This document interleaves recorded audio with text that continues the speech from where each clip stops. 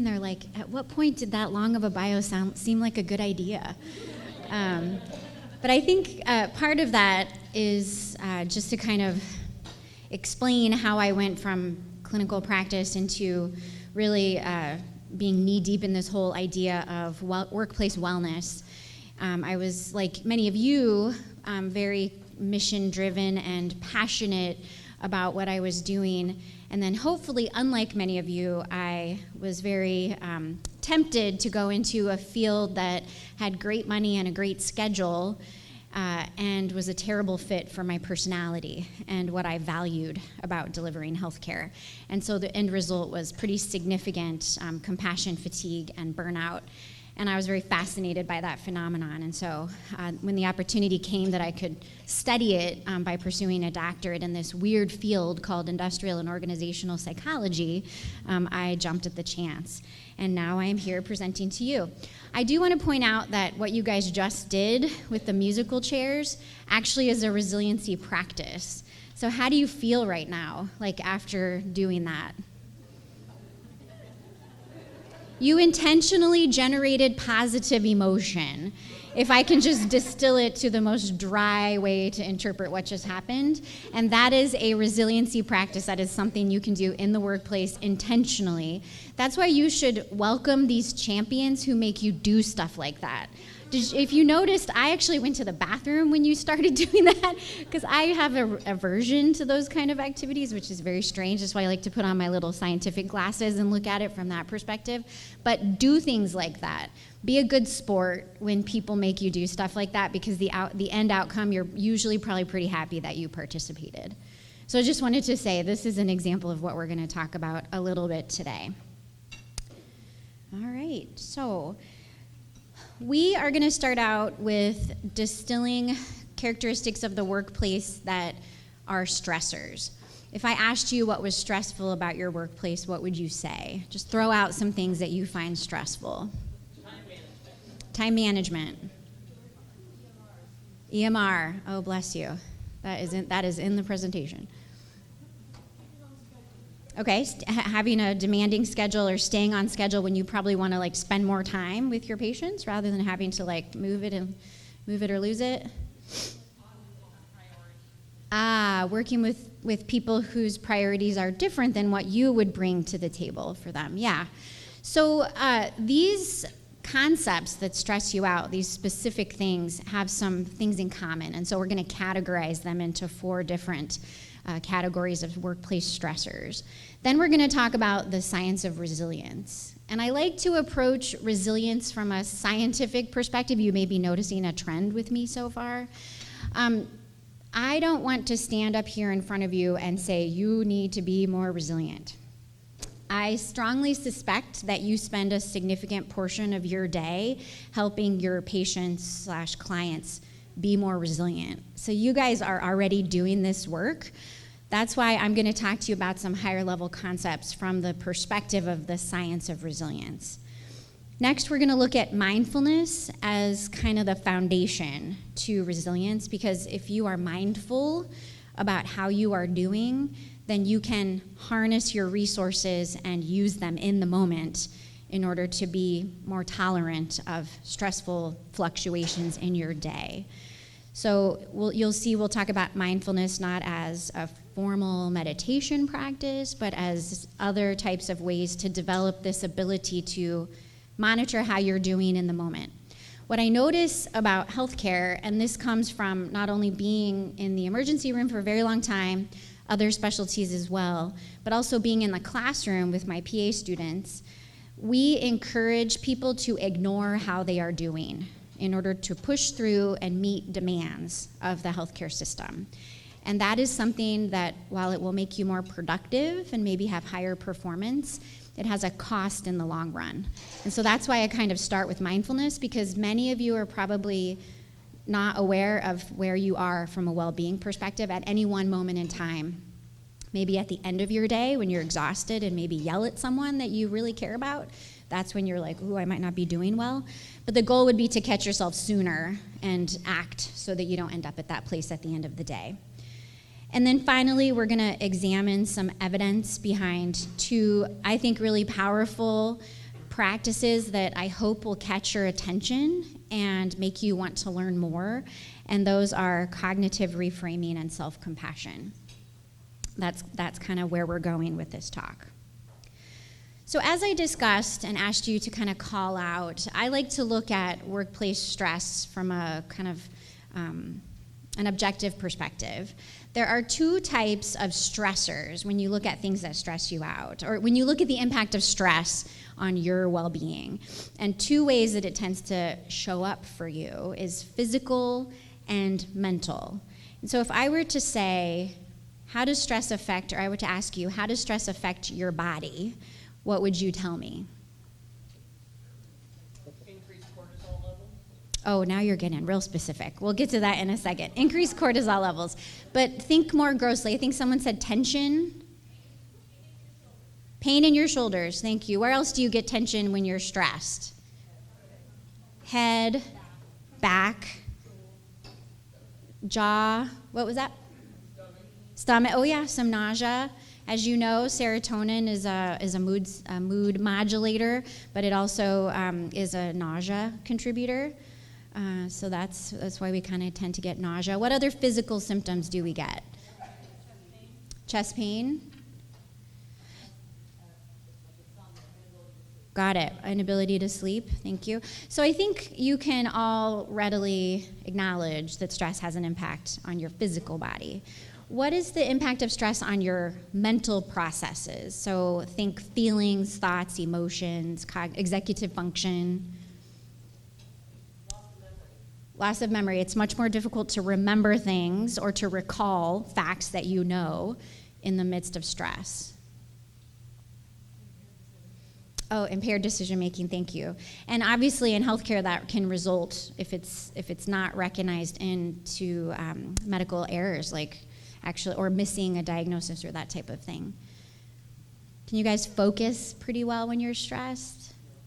Right, so lack of focus. I know that when stress gets very extreme, people can have like a disassociation. They can like zone out when they normally would be incredibly engaged. So stress isn't free, right? Like we work in a stressful industry.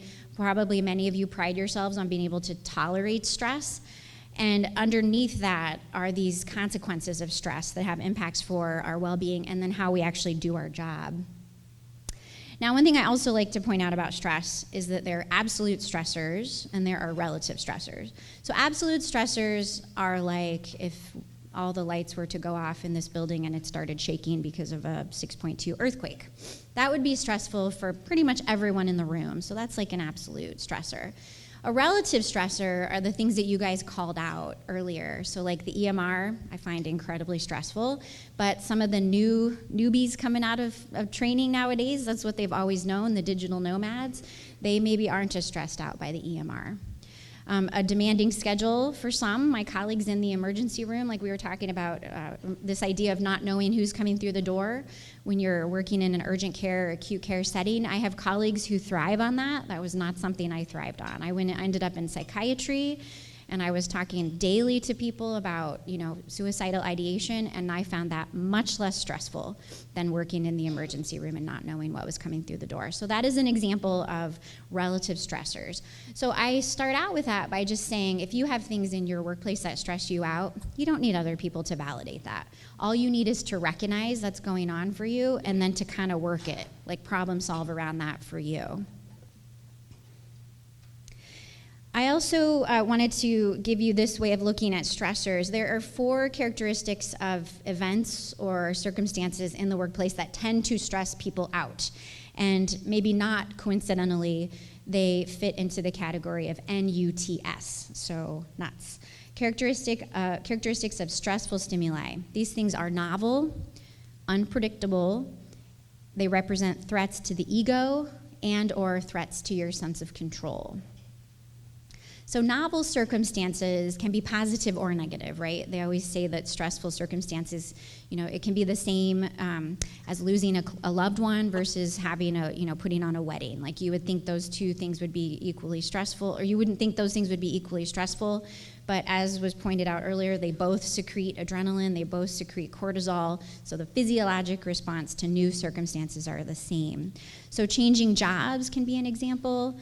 Having a new manager, or I know having new support staff, like those of you who really rely on interdependence of your teams. If you have a new team member, that can be very stressful.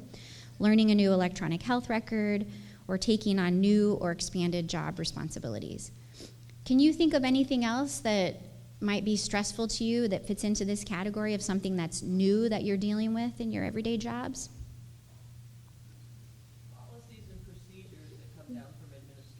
Oh, that's a heavy one. Policies and procedures coming down from administration, right? So this new way of doing things. That actually can fit into also your sense of control, because you may have had no input into that policy and procedure. When I think of what you guys do every day, I think of new ways of treating the diabetes, so like new medications, new regimens, new things that you're having to become experts in on a regular basis, having new patients coming to you. Unpredictability, so these are things that we don't expect. Oftentimes, resilience has a lot to do with anticipating circumstances in your life so you can proactively build coping mechanisms. These circumstances don't allow you to do that because these are things that happen in an unexpected way. So your EHR crashing, discovering that an error was made, or a patient that surprisingly, you might have patients that are often kind of curmudgeon and difficult to deal with, so you might be able to anticipate them and kind of arm yourself or kind of reach into your tool bag of charm and figure out a way to get them out of that place. But when someone is all of a sudden angry at you, that can be quite stressful. Threats to the ego, I think, are interesting because we are kind of taught, at least I came of age, I'm a Generation X, so I was taught to not have an ego, like being egotistical is a bad thing. And so for me to consider that I actually have an ego and operating underneath all of this is kind of interesting, but I have a lot of pride in the work that I do. I want to be seen as credible. I want to be seen as reliable.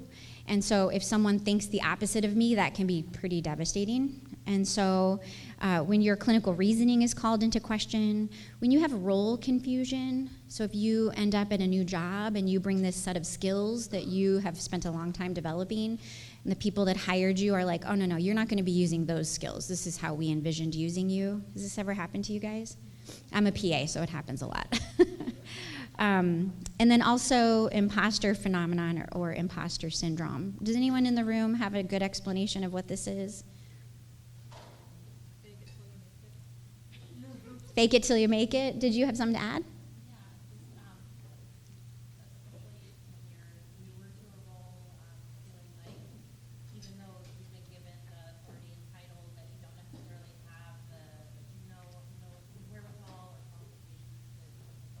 Good. Okay, did you guys hear that? That was an excellent definition.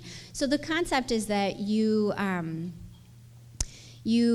secretly believe that you are an imposter, that even though you've been given the role and the title and the responsibilities, that you actually don't deserve it, and someone's going to find out that you don't belong. But it's contrary to evidence. It's despite evidence to the contrary. So these are people that are incredibly qualified and yet still feel that way. And so this has pretty significant consequences for your well-being. And then finally, the sense of control. I think those of us working in healthcare, all of us have to exist within this acceptance that there are things that we don't have control over that actually may very much impede our sense of meaning and purpose and what we can do on a daily basis with our patients. And so I think most of us probably have some coping skills around this. But some examples would be changes to your schedule that leave you less time to do your job, red tape interfering with your ability to do your job efficiently, maybe the policy and procedure comment, and then not having the resources to do your job. Can you guys think of anything else in this category that might be stressful for you on a daily basis? Surgery?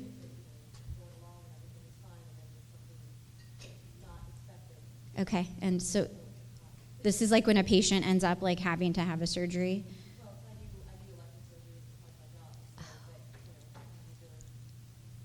it's something simple, like you're fixing a bunion.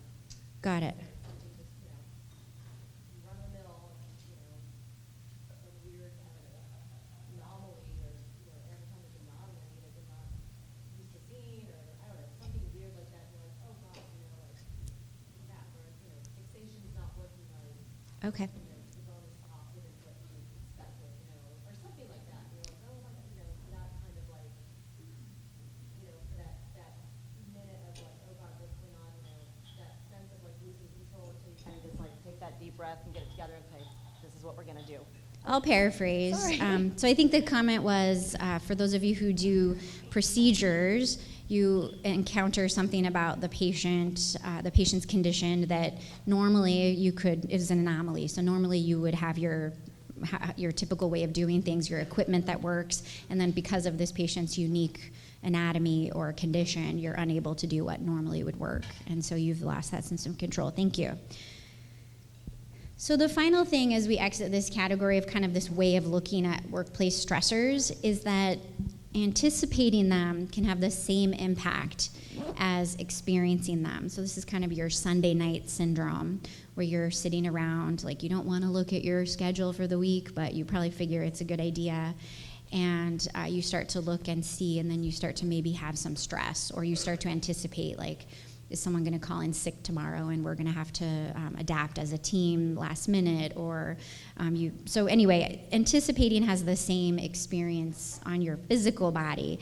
And what's happening for you is that as you initially have these thoughts of the stressors, or you're experiencing them, you have that hit of adrenaline, which mobilizes your resources to do the fight or flight response, and then cortisol comes in as a way to sustain that. And so as you validate the stressful experience as being stressful, you continue to have that cortisol level secreted, and what that's doing is diverting resources away from your immune system, away from digestion, and it's keeping you in this state of activation in case you should need to flee or fight. And that's obviously an incredibly simplified version of what's happening, but I just want to keep that in mind, because some of the resiliency practices we're going to talk about bypass that, and they target that sympathetic response in order to get you out of it. So, any questions or comments before we move on to the next stage? So, why am I sitting up here telling you that resilience is the way to go about addressing this? But before I kind of get into this, I want to tell you that prior to doing this job as staff wellness director, I was, sitting in your seats, attending conferences with people telling me I needed to be more resilient. And it used to actually be a word that was entirely absent from my vocabulary, because I always felt a little bit resentful that was the approach people were taking, especially when that person was my employer, telling me that I needed to just cope better with the circumstances that were set up for me, when several of the circumstances really were outside of my control. And so if I were to cope with things like meditation, it would just remind me of how miserable I was, and I would probably quit.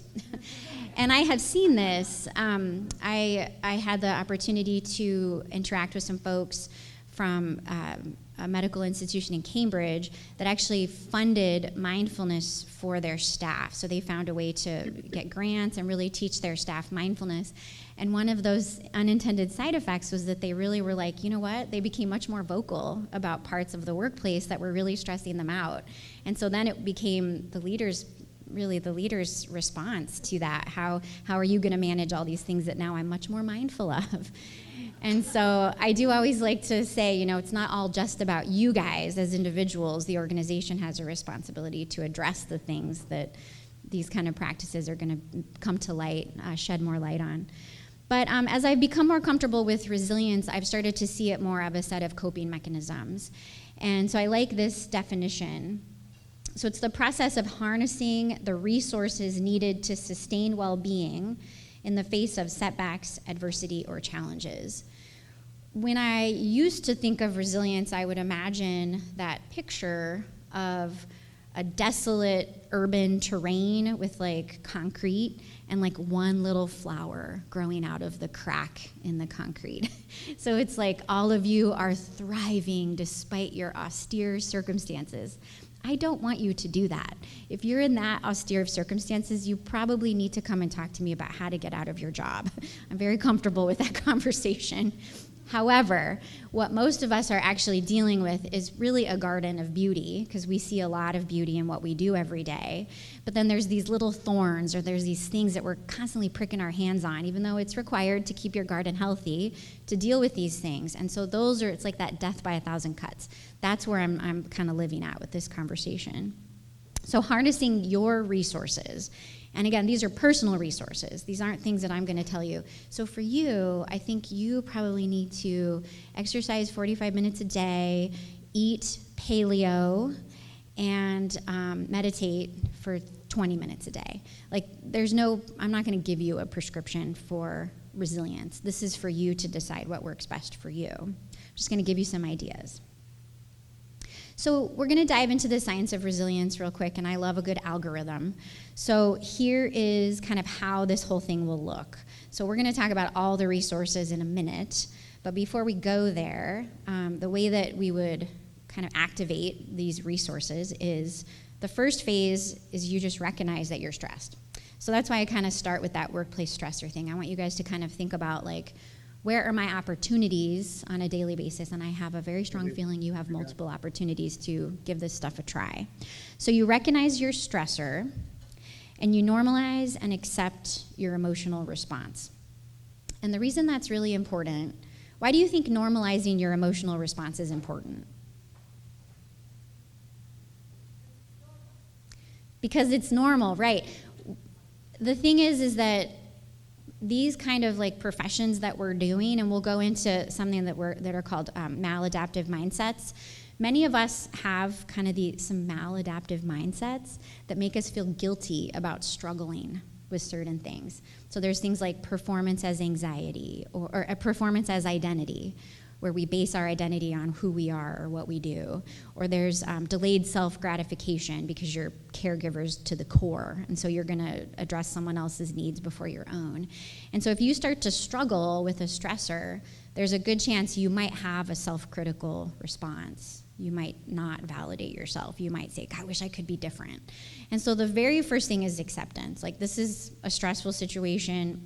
Most people in my shoes would be stressed by this, and if it's one of those relative stressors, it doesn't matter what other people would feel. I am stressed, and that's fine. So normalization is first, and then the second is after you've recognized you're in this process of like adrenaline and cortisol and these characteristics of stressors, contemplate how to move forward. And this is happening very quickly, right? Like, it'll be a more intentional process initially, but as with anything else, you'll start to do this in the moment. And then you're going to reach into what we're going to call, on the next slide, is your buckets of resilience. So we can characterize resiliency traits into 3 buckets, and we'll describe those buckets in a second. But you're going to say which one is most appropriate for what I'm dealing with. And also which buckets are full. So which ones are easy for me to reach into and which one is empty. And so, we'll address that as well. And then finally, looking back and learning. And so we become more resilient if we at least acknowledge that we just went through something difficult, consider how we dealt with it. Either, congratulations, I arrived unscathed on the other side, or, man, I got some scrapes and bumps. What could I have done different? Those kind of thought processes. Now, for me, I'm an uber extrovert, and so I would probably do that in a conversation with a close friend. I hate journaling, but journaling is also a very accessible tool to do this part of resilience. And so for those of you who like to write out, and then other people, like my husband, would probably do this by going for a run and processing while he's physically moving. So there's lots of different ways to do this part, but just kind of honoring your journey and looking back will help you build tools for moving forward. So here's these buckets of resilience. So the first bucket is individual resources. And one of the concepts behind this way of looking at resilience is that you're not born resilient or not. right? Just like you're not born a leader or not. These are things you can develop, you can strengthen, you can build skills to make you, quote unquote, more resilient. And a big area for this is your individual resources. So some of you sitting in this room brought with you that you were born into this world with traits that just tend to make you more resilient. Interestingly, being an extrovert tends to predict greater well-being because you're more likely to reach out to other people, which you'll see is our second bucket. That's community resources. Introverts have their own set of skills. I'm terrible at monitoring my own energy throughout the day, and so I will have a crash where I usually am really nasty to my husband on the way down. Not a very effective wellness strategy. My introverted friends know much sooner when they need to go just exit and be alone. That's usually news to me. So you have your own traits that you were born with, and then you may have some traits we all can develop. For those of us that weren't born with those traits, they become skills that we can develop. And so things like grit, like you're just a stick-to-it kind of person. Humor, like I said, when you guys were doing the musical chairs, there was tons of laughter, and even just watching you, I did come back from the bathroom in time to kind of just watch, and that was really fun, even just to observe. So that was a lot of positive emotions that we were all feeling, lots of dopamine and serotonin being secreted. Some of you all are incredibly optimistic at baseline. Mindfulness, people who develop these skills, cognitive reframing, and self-compassion. So these are some skills, and obviously we're going to dive into those last three. The next bucket is community resources, and emerging from the pandemic as we are, and being an individualistic society as the United States tends to be, we're not that great at seeing community as a resource. In fact, I would venture to bet there's a significant portion of you that are more likely to isolate when you're quite stressed than reach out. Now, some of you this might be your superpower. Before coming to Alaska, felt like I had a very well-developed network, but then coming up here, suddenly I became very career motivated, and so I kind of let my network suffer a little, and so this is not an area that I'm great at right now, despite having a previous pretty strong community. So I just challenge you to think about what are your community resources, and do you tap into them when you are stressed as a resiliency tool? When I give this talk at ANTHC, by and large, people, this is the lowest that they kind of rate themselves on. This is the emptiest bucket. Next is existential resources. And so this is just seeing the job you do every day as being a part of something bigger. Now, this could be a religious or spiritual, but in some way, it's your interpretation of your daily activities as having meaning and you serving a purpose that's, again, greater than yourself. Oftentimes, in order to know your meaning and purpose, you have to be pretty clear on your personal values. So when I talk to the PA students about graduating and going off and taking the first job, oftentimes they're just so grateful to have a job offer. And I always try to say, and this sounds kind of cheesy, but you're interviewing them as well, so make sure that you ask those big questions. Like, if you really care about family, spending time with your family, you probably need to ask, how is it going to be? Am I going to be taking call at night? Am I going to be expected to stay late? Am I going to have weekend shifts? How am I going to do life and work instead of work or life? When I started my job at ANTHC as staff wellness director, I decided to put my money where my mouth is, and I had a talk with my supervisor and said, these are my top 3 life values, and so if I tell you no for something that you ask me to do that's above and beyond, probably the reason is going to be one of these 3 things.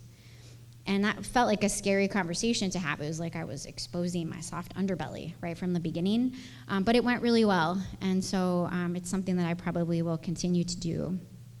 The final piece of the existential resources is that looking back and learning piece, where you kind of recognize that adverse situations have given you additional tools, and so you're kind of framing difficult circumstances.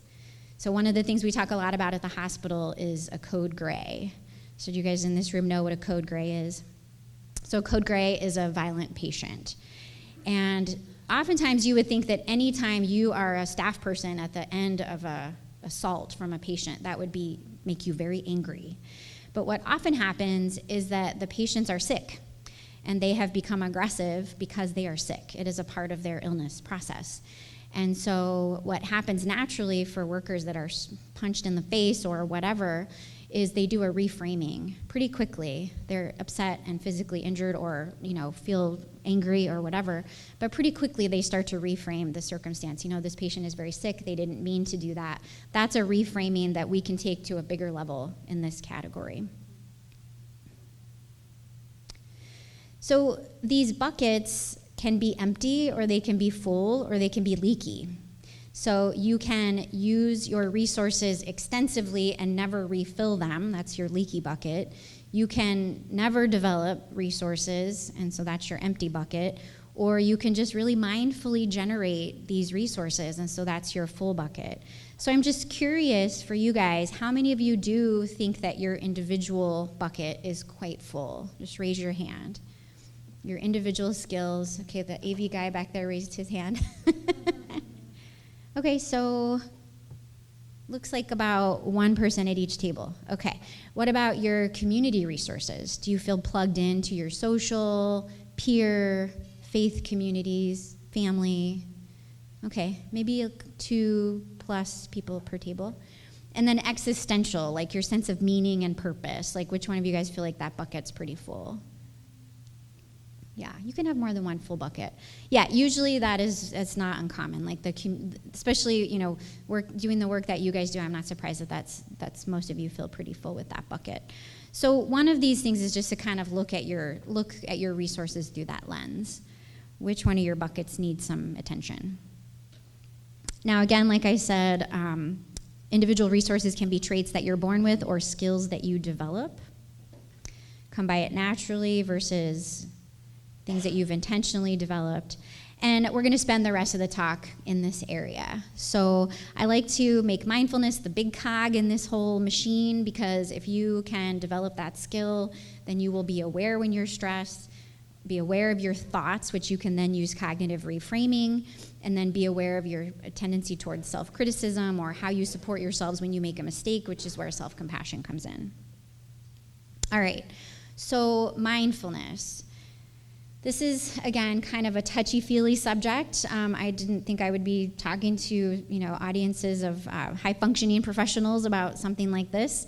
And actually, my favorite mindfulness guru is Dan Harris. Do you guys know who this is? He's a former news anchor. He has the podcast 10% Happier, which is, he says, if you practice mindfulness, it will make you at least 10% happier. And as you can tell from that title, he is an incredible skeptic. So everything he talks about with mindfulness, he approaches with skepticism first, which in my opinion gives him a huge amount of credibility. Because some of this stuff, again, it feels very personal. These are decisions that you have to decide to integrate into your life. But I'm going to just present you with some possible evidence about why this might be useful for you to do that. So put in its simplest form, mindfulness is an attitude of non-judgment and openness to what is happening in the present moment.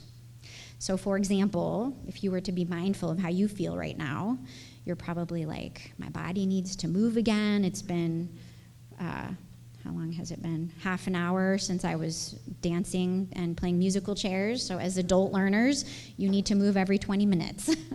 So you're probably noticing maybe you drinking your coffee because you're like, oh, I need some energy. So if you were to be mindful of how you were doing right now, that probably many of you would, if you were going to use the resiliency stages, you would get up and move to the back of the room because you would do what you needed to do to address your needs. But again, it's this openness to, there's not a right or wrong way that you should be in any given moment. You just are. So oftentimes we assign a positive or a negative to how we are in the moment. Like if you're with a patient, I wish I was being much more attentive right now. I wish I was being more compassionate. So the truth is, however you are in that moment is just how you are, and it's just interesting to figure out why you're that way. If it's not the best way to be in that moment, the most effective way, then it's worth noodling over, so to speak. And so non-judgment, openness, really curiosity about how am I right now? Is this the best, most effective version of what I need to be right now? And if it's not, how did I get here? And what can I do differently if something needs to change?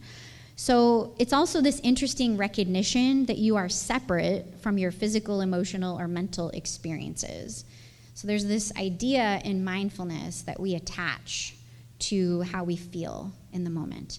And we kind of develop static approach. We think it's never going to change. And I see this a lot with myself when I'm sick or when I used to be working with emergency room patients. How they feel in that moment is never going to change. That's why there's a huge amount of urgency to address their issue. And this is very natural for us. And so mindfulness helps you realize that you are separate from that, that this is not a permanent state, and therefore maybe it's not the best thing to inform your behavior. So an example of this would be thinking like, I am depressed, I'm depressed. I have this diagnosis, it's my identity, I am depressed. It would be something as simple as, I am feeling depressed right now. So it kind of creates a little bit of space from your feelings and this potential that you are not always going to be there. So it's one way that this kind of mindset is applied. When you look for evidence that mindfulness works, especially as a workplace intervention, there's a lot of published evidence. So I just put 3 studies here, but interestingly, 2 of them are meta-analyses or systematic reviews that encompass multiple studies. So the first one is 14 different workplace programs where they implemented some type of mindfulness program. So at its core, mindfulness is an 8-week program that is often taught called mindfulness-based stress reduction. And this is something that's often taught in its purest form. It's offered here in Anchorage. I took the class. It's 3 hours a week for 8 weeks. You learn all the mindfulness concepts, the mindfulness skills, but then workplaces often don't have that kind of time, and so they'll do briefer interventions. And so these 14 studies looked at physiologic changes, which is why I spent a little bit of time talking about adrenaline and cortisol in the beginning, because these studies looked at physical, how your body reacted to these mindfulness programs. And interestingly, they found reductions in cortisol and salivary amylase. So both of those are physiologic indicators of stress. Both of those reduced in people that practiced mindfulness in the context of these workplace programs. And then they also noted improved heart rate variability. So heart rate variability is this concept that your heart rate is one level when you're calm. So all of you guys maybe have a resting heart rate of 70 right now on average. And then when you get stressed, your heart rate might be 120 or 110. You want that to be a big gap because you want your heart rate when you're calm and when you're stressed to be very different. Now, people that are having a lot of cortisol, their heart rates are closer when they're at rest versus when they're stressed. So that's a low heart rate variability. That's less favorable. So people that did mindfulness had better heart rate variability, bigger variations. They had better vaccine responses, which when you look at the fact that cortisol diverts resources away from your immune system, that's not entirely surprising. And they had reduced inflammatory markers. So this is, again, 14 studies that looked at physiologic indicators of mindfulness. Most of these types of studies look at well-being indicators. So there was a study by Vonderland, 56 studies, similar mindfulness programs in the workplace. They showed improved job satisfaction, reduced burnout, reduced stress, improved mindfulness, improved compassion. And then I think we all discussed earlier that stress can have physical components, so somatic complaints were reduced. And then finally, this is very common, I think, that workplaces will give their employees access to some kind of app. So for example, 10% Happier, I'm not endorsing them, although they are excellent, but they have programs and meditations and sleep and all the things. And so they gave employees access to an app, and they showed that it improved job well-being, it improved the perception of social support.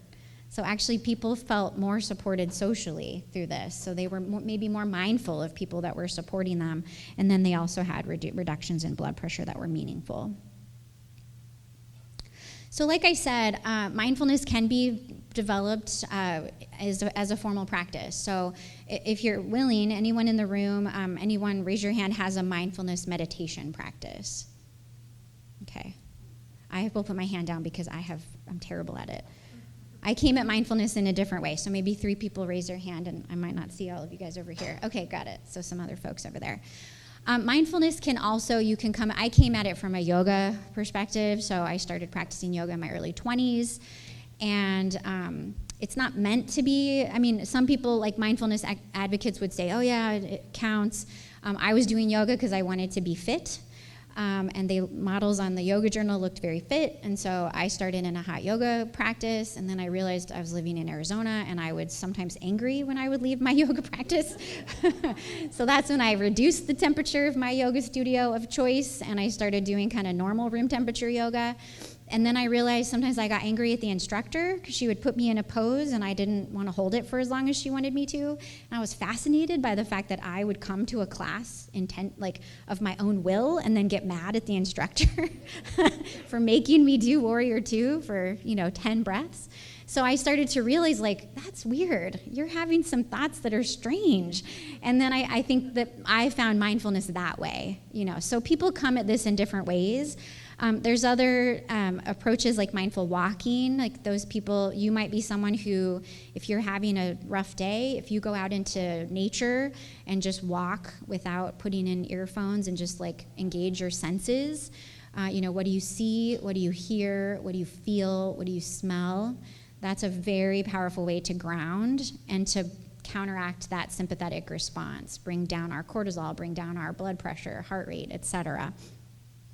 Rick Hansen is a psychologist who talks a lot about humans, our brain is Velcro for the negative and Teflon for the positive. So we're much more likely to remember negative. We have a negativity bias. It's historically much safer for us to remember, the saber-toothed tiger location when we were back in the days, so that we didn't go back there, or we could tell our family and friends not to go there. So there's this evolutionary theory behind that, but it doesn't work. It doesn't serve us as well nowadays. So Rick is a big proponent of indulging in positive experiences. So when you have a beautiful nature walk, he really wants people to engage their senses because it burns that neural pathway deeper.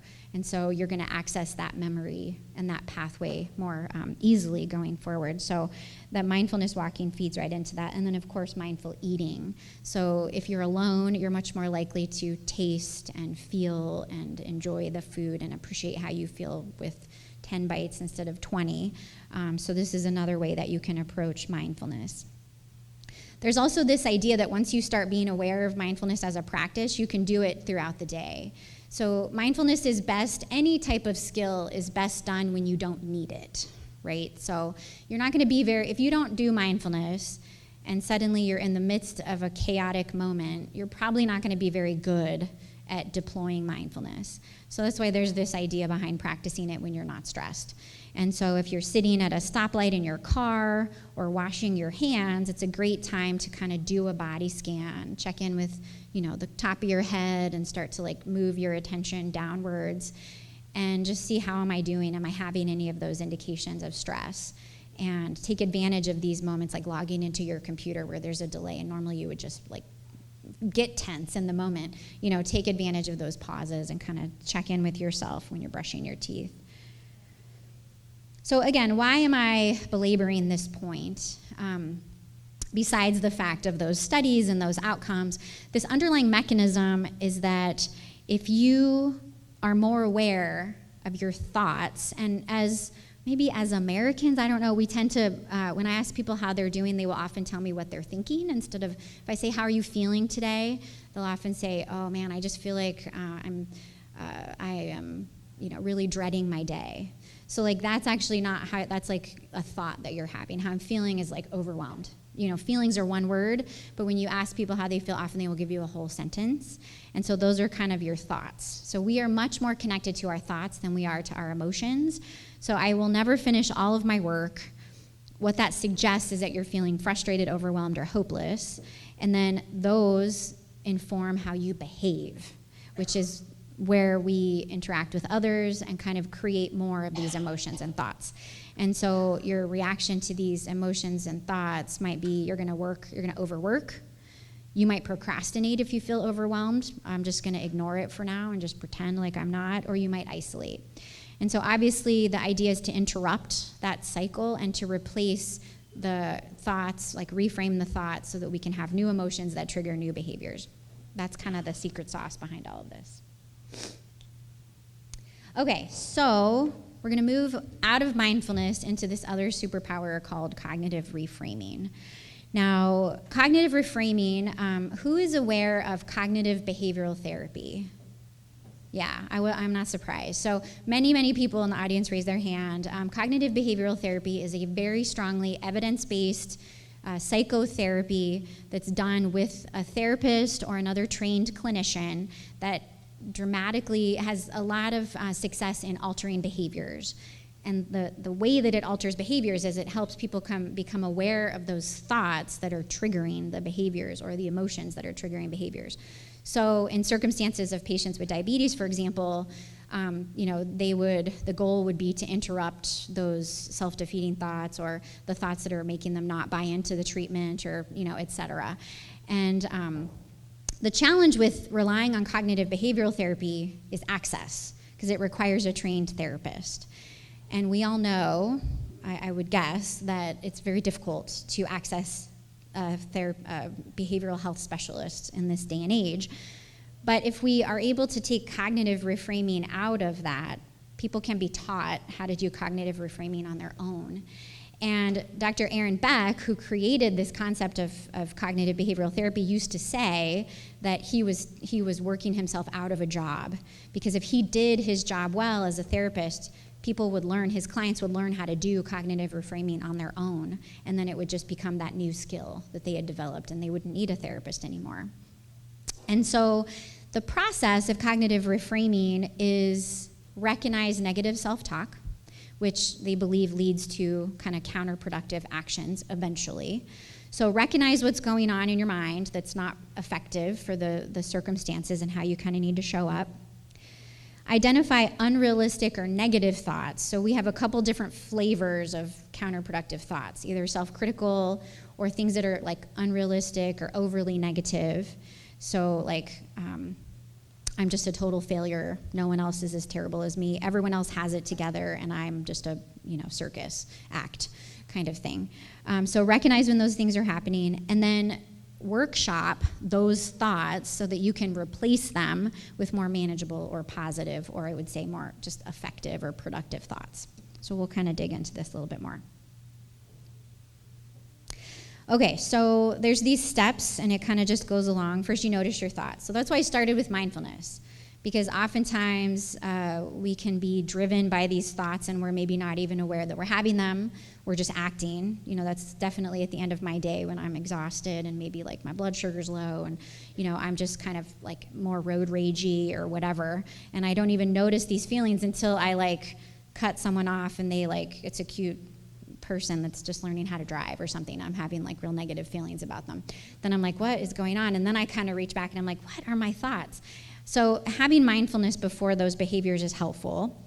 Then you label your thought if it is in fact maladaptive, so it's like a counterproductive thought. You can find out, and we're going to talk about maladaptive mindsets or cognitive distortions, which again are different categories of these kind of negative thoughts that we often have. Then you'll dispute it. So you'll kind of like challenge yourself, is this thought accurate? And make a list of like, what's the evidence that it's accurate? What's the evidence that it's not accurate? And then you'll replace it. So you can see how this process is much easier with a person, right? With a therapist who's like taking you through. I mean, this takes intention. This takes effort. And so, so this is not something, again, you're not going to want to just pull it out when you're already stressed. You want to kind of give this some intention around it before you need it. So maladaptive mindsets are very common in certain populations. So they did a study of medical students at a university in Missouri, and they found that especially certain ones of these, like performances, identity, imposter phenomenon, maladaptive perfectionists, medical students were like poster children for these maladaptive mindsets. And one of the reasons is that these things make you very successful. And I'm sorry to the physicians in the room, by the way. I don't want to pick on you. It's just there's some really good studies about this. These things lead to high performers.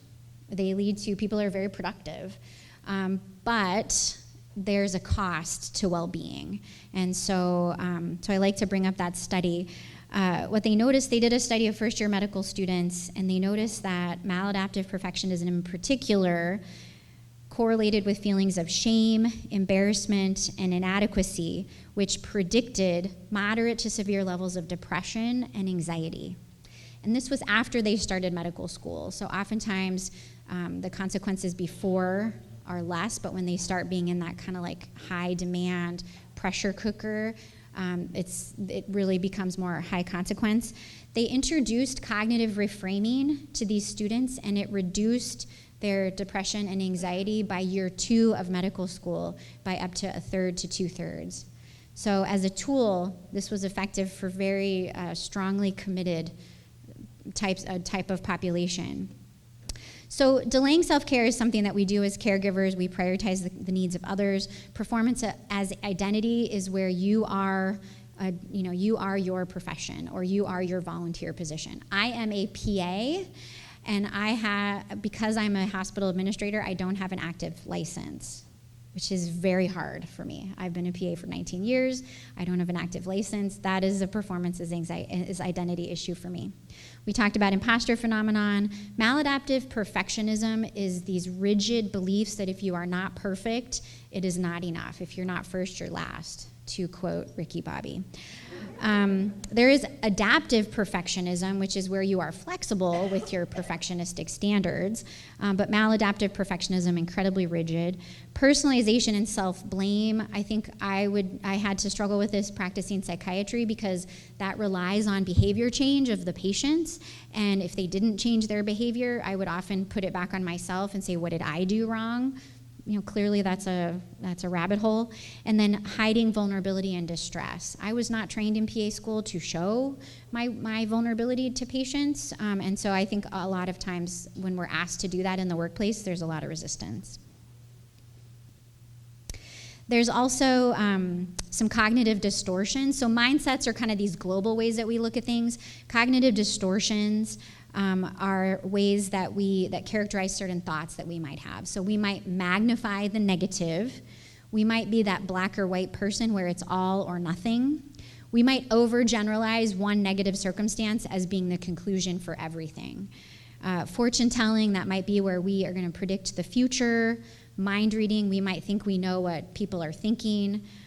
Should statements, God, I should be better at that. I might have a friend that's like, don't should on me. You can replace the should for her other little word. But these are ways that we tend to think that are counterproductive. So our thoughts create our experiences. So the way that we interpret these thoughts, it's not the event that happens to us. Like, for example, I woke up this morning and saw snow, and I was annoyed by that because I interpret that as cold, and I didn't have a good enough summer, and those are all beliefs. Those are cognitive ways that I'm thinking about this. My husband was like, yay, ski season is almost here. So same set of circumstances, different interpretation. It created our experience this morning. So that's what I'm getting at. So the way that this kind of works is you have an emotional response to something. I'm overwhelmed, I feel guilty, I'm apathetic. So this would be one of those days I've been describing. It's been one of those days, like multiple things seem to go wrong. Your emotional response is all those things. You might be thinking, I can't motivate my patients, I'm a failure, nothing I do matters. You can see some of these like existential things in there too. These are threats to our meaning and purpose, right? And so I can't motivate my patients, that would be your thought, those are your feelings. So your actions might be you lash out at someone that you don't mean to, you isolate, or you overwork. So if we cognitive reframe this, you would notice your thoughts, you would recognize that your thoughts and emotions are, those are the thoughts or emotions you're having after a challenging day. It doesn't say anything about who you are or what your future holds or what your success is as a professional. So you could label the thought. So for example, maladaptive mindset, like I can't motivate my patients. That's an example of personalization and self-blame. Cognitive distortion in that might be overgeneralizing a bad day or magnifying negative experiences as being like much more significant than the positive things that may have happened. You can dispute those thoughts. What is the evidence for and against the assertion that I can't motivate my patients? You could probably look and see many patients that you've motivated, even though maybe the certain percentage you didn't, but there's all these other ones that you did, or nothing I do matters. I think if you wouldn't have to think too hard about little things that you do that matter hugely to your patients. And then you replace that thought of I can't motivate my patients or nothing I do matters with more productive thoughts. All right, so our final superpower that we are going to talk about is self-compassion. And for those of you that want to learn more about self-compassion, I encourage you to Google Dr. Kristen Neff. She is the person who gave the definition that we're going to talk about in a second and has done tons of research. And she is a touchy-feely person who has a PhD and uses lots of technical phrases, which again, as a natural skeptic, I give her a lot of credibility. And so I like her approach to this tool that I'm advocating for. And where this kind of lives is it's a healthy way of relating to yourself when you're faced with adversity or challenges like feelings of inadequacy or life stressors. Mindfulness is going to make you more aware of when you're feeling that way, so you're going to need more tools to address that. And so self-compassion is it goes right with mindfulness, and actually mindfulness is a part of self-compassion. So Dr. Neff puts forth the definition of self-compassion as 3 things. It's being kind to yourself. So it's kind of like talking to yourself like you would talk to a close friend or your child or a loving family member. So, replacing the thoughts that maybe tend to be more towards like self-critical, replacing them with like things you would say to those folks. Common humanity is the recognition. It's kind of that like 30,000-foot view. Often we have blinders on when we're dealing with these things. So common humanity is that recognition that this is a hard situation, and other people in my shoes would probably be feeling the same. My reaction is not an uncommon or strange reaction to whatever's happening. And then mindfulness. So that's kind of that just being mindful that you're in that place of struggle. So again, Dr. Neff, one of the things I really admire about her is that she's done a ton of studies on this, and one of the studies she did was in a healthcare setting. And so she has a program called Mindful Self-Compassion for Healthcare Workers, and so you can go on and Google her, and you can sign up for one of these programs. They did a study where they taught, it was 6 weeks, they did didactic components of self-compassion, and then they also did practices. They did them at lunchtime, and they integrated food, which is a huge winner. I do that a lot with staff wellness events. And one of the practices that they taught was compassion with equanimity. Everything they did were practices that you could do in between patients or at the bedside or when you're talking to a patient. None of these things required like a formal practice outside. A lot of these things require you to go home and do them. These ones were integrated right into the everyday work activities. So compassion with equanimity is where you recognize that you're having a difficult encounter with someone. So has anyone ever had a difficult encounter at work? Yay, everyone raised their hand now. I'm just imagining you guys are all raising your hands. So you would recognize you're having a difficult encounter, and then you would focus in on your breath. So on your inhale, that's for you. So you inhale phrases for yourself, and that would be like, gosh, I'm struggling right now. I deserve kindness towards myself. Whatever phrases don't feel ooey gooey, whatever things feel integral to you. So inhale supportive statements to yourself, acknowledging your stress and kind of comforting yourself. And then you exhale compassion for the person you're having some kind of challenge with. So, you would exhale like this patient is really struggling, inhale, and I'm really struggling, and they must be very afraid for their future. So you're kind of like leveraging breathing, which is something that you're already doing, and that self-compassion tool to improve the experience and honestly improve the interaction with the patient is really the outcome. Okay, so there's no one way to get here. I just brought to you 3 tools that I think are very powerful. I think there's going to be a lot more research coming about self-compassion. So I encourage you, if this was at all interesting to you, I barely scratched the surface. Dr. Neff has 2 books that I can't recommend enough. One of them I think is just self-compassion. The other one is fierce self-compassion or something like that. But the other, resiliency skills come in various phases. There are many different roads to get there. Some of the things that I left out, psychological flexibility is something that's incredibly important. Realistic optimism is another useful thing that you could check into. But I hope you have found this useful, and I'll leave the summary slide up, and if you guys have any comments or questions, I would love to take them. We have 3 minutes.